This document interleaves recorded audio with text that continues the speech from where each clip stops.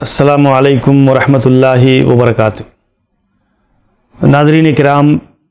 سیرت نبوی صلی اللہ علیہ وسلم کے اس سلسلے میں چند بنیادی باتیں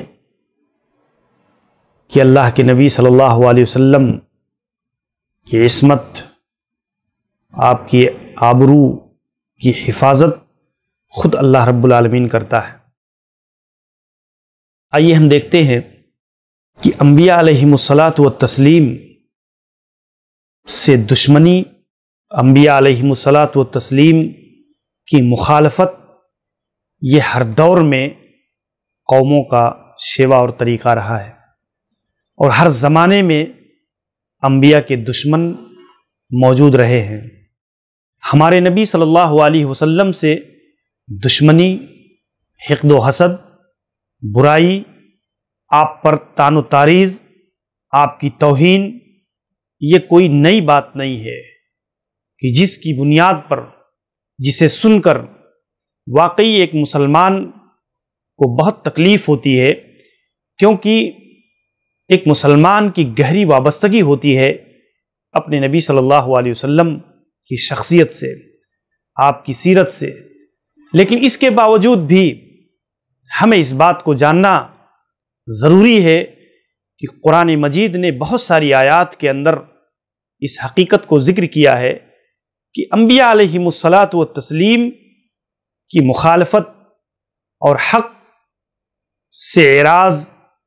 ان کی شخصیتوں پر طعن و تشنیع، یہ ہر دور میں ان کے دشمنوں کا، ان کے حاسدوں کا یہ طریقہ رہا ہے۔ اور اس کی بنیاد پر ہم دیکھتے ہیں کہ اللہ رب العزت نے بیان فرمایا، وَكَذَلِكَ جَعَلْنَا لِكُلِّ نَبِيٍّ عَدُوًّا مِّن شَيَاطِينِ الْإِنسِ وَالْجِنِّ، کہ اللہ تعالیٰ نے انسانوں اور جنوں میں سے ایسے شیاطین، ایسے دشمن اللہ تعالیٰ نے پیدا کیے ہیں جو نبیوں کے ہر دور میں دشمن رہے ہیں۔ كَذَلِكَ جَعَلْنَا لِكُلِّ نَبِيٍّ، ہر نبی کے لیے، ہر نبی کی امتیوں میں ایسے دشمن، انسانوں میں، جنوں میں ایسے شیاطین رہے جنہوں نے حق اور ہدایت کو تسلیم کرنے کے بجائے ہمیشہ اس کی مخالفت کی ہے۔ اللہ تعالیٰ فرماتا ہے کہ وَكَذَلِكَ جَعَلْنَا لِكُلِّ نَبِيٍّ عَدُوًّا مِّنَ الْمُجْرِمِينَ، مجرموں کا ایک گروہ ہر دور میں ایسا رہا ہے جس نے انبیاء علیہم الصلاۃ والتسلیم سے دشمنی کا حق ادا کیا ہے۔ یقتلون النبیین نہ بغیر حق، یہودیوں کا کردار اگر آپ دیکھیں تو یہود ایسی بدترین قوم ہے جس نے اپنے انبیاء علیہم الصلاۃ والتسلیم کو قتل کیا ہے، ان کا خون بہایا، ان کی جان لے لی۔ اللہ کے پیغمبروں کے ساتھ دشمنی، اللہ کے پیغمبروں کی مخالفت میں اس قدر اندھے ہوئے کہ انبیاء علیہم الصلاۃ والتسلیم کو قتل تک کر دیا۔ تو آپ دیکھیں کہ یہ تاریخ قرآن مجید نے بیان کر کے حق و باطل کی کشمکش کی پوری تاریخ بیان کی ہے کہ یہ آج کے دور میں، آج 1450 سال بعد اللہ کے نبی جناب محمد الرسول اللہ صلی اللہ علیہ وسلم کی مخالفت، آپ کے دشمنوں کا جلنا اور بھننا، آپ پر اعراض کرنا، اعتراض کھڑے کرنا، آپ صلی اللہ علیہ وسلم کی توہین اور تحقیر کرنا، یہ ہر نبی کی زندگی میں اس طرح کے موڑ آئے ہیں۔ ہمیں ایک مسلمان کی حیثیت سے اس بات کو جاننے اور سمجھنے کی ضرورت ہے کہ ہم اس کا دفاع کس انداز میں کر سکتے ہیں۔ آپ دیکھیں گے مستشرقین کا پورا ٹولہ، مشرکین کی پوری جماعتیں دن رات اسی پر محنت کرتی ہیں کہ اسلام اور مسلمانوں کو کس طرح سے بدنام کیا جائے۔ یہودیوں کی دشمنی، نصارہ کی دشمنی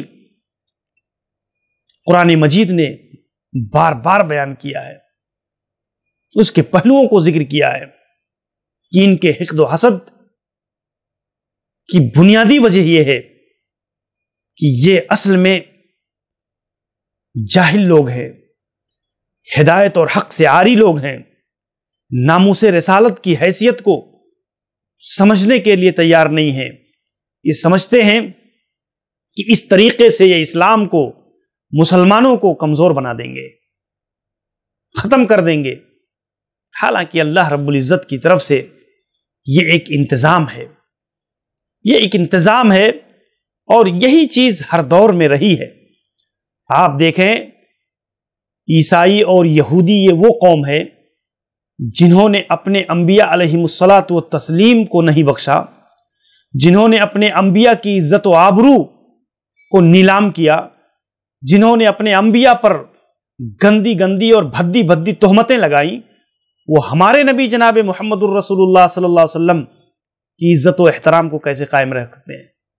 وہ ہمارے نبی صلی اللہ علیہ وسلم کے باب میں امانت دار کیسے ہو سکتے ہیں، جنہوں نے اپنے انبیاء کی شان میں ایسی ایسی گستاخیاں کی ہیں کہ اگر آپ بائبل کا اولڈ ٹیسٹامنٹ اٹھا کر کے دیکھیں کہ حضرت نوح علیہ الصلاۃ والتسلیم پر، کہ حضرت نوح، آپ دیکھیں گستاخی کا کلمہ لکھا کہ نوح کاشت کرنے لگا اور اس نے ایک انگور کا باغ لگایا اور اس نے اس کی شراب پی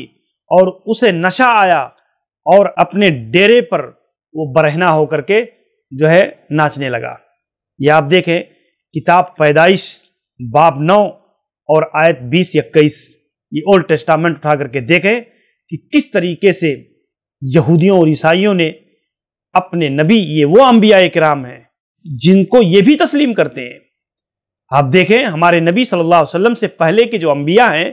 ان انبیاء کو یہود و نصارہ بھی مانتے ہیں، لیکن اس کے باوجود انہوں نے کس طرح کی تحریف کی ہے اپنی کتابوں کے اندر، اور ان کی عزت و آبرو سے کس طرح سے کھیلا ہے۔ آپ دیکھیں انہوں نے لوط علیہ السلام کے بارے میں ذکر کیا کہ لوط علیہ السلام پر شراب خوری اور خود اپنی بیٹیوں سے بدکاری کا ناقابل یقین غلط قسم کا غلیظ بہتان انہوں نے حضرت لوط علیہ السلام پر لگایا ہے کہ حضرت لوط نے شراب پی اور اس کے بعد اپنی بیٹیوں سے بدکاری کیا، نعوذ باللہ من ذالک۔ ایسے ہی آپ دیکھیں حضرت داؤد علیہ السلام پر یہ الزام تراشی کیا کہ ایک عورت سے بدکاری کا الزام ان کے اوپر لگایا۔ آپ دیکھیں کتاب سموئیل اور آیت 2 سے 5 تک آپ دیکھ سکتے ہیں کہ کس طریقے سے انہوں نے اس طرح کا کہ گندے گندے اور بھدے بھدے الزامات انہوں نے اپنے انبیاء علیہ الصلاۃ والتسلیم پر لگایا ہے۔ ان کی اصل بوکھلاہٹ اسلام سے ہے، اسلام کی بڑھتی ہوئی تعداد سے ہے، مسلمانوں سے ہے، کہ یہ کسی بھی حیثیت سے مسلمانوں کی کردار کشی کر کے، انبیاء ہمارے نبی جناب محمد الرسول اللہ صلی اللہ علیہ وسلم کی کردار پر انگلی اٹھا کر کے وہ اصل میں ایذا پہنچانا چاہتے ہیں۔ یہ جلے بھنے ہوئے ہیں کہ پیغمبر اسلام قرآن حکیم نے مسلمانوں کو کس طرح کی زندگی عنایت کی ہے کہ یہ ان کی تعداد روز بروز بڑھتی جا رہی ہے۔ اسی لیے آپ دیکھیں انہیں اسلام اور اسلامی شعائر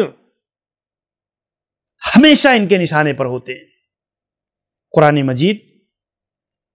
اسلامی حجاب اور پردہ، کبھی داڑھی ٹوپی، کبھی مساجد،